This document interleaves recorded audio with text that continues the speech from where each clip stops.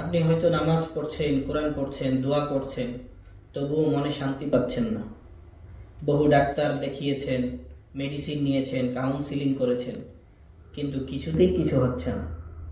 আপনার মাথা ভার ভার লাগে, শরীর মেজমেজ করে, আপনার বুক ধড়ফড় করে, মেজাজ গরম হয়ে যায়, মুড সুইং হয়, শরীরে শান্তি পান না।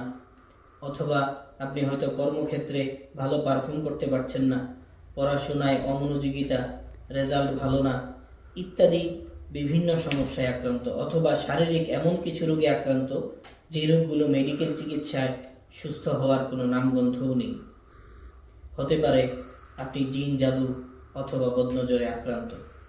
জিন জাদু এবং বদনজরের চিকিৎসা একমাত্র কোরআনের মাধ্যমেই সম্ভব। কেননা আল্লাহ তাআলা বলেছেন, ওয়ানুনাজ্জিলু মিনাল কুরআনি মা হুয়া শিফাউন ওয়া রাহমাতুল লিল মুমিনিন। এই কোরআনকে আমি নাজিল করেছি মুমিনদের জন্য শিফা এবং রহমত হিসেবে। অতএব এটি কোনো জাদু, তাবিজ বা মন্ত্র নয়। এটি হচ্ছে কোরআনের তেলাওয়াত, দোয়া এবং ঈমানি শক্তি। মনে রাখবেন, আল্লাহ তাআলাই শিফা দানকারী। আমরা শুধুমাত্র চেষ্টাই করতে পারি।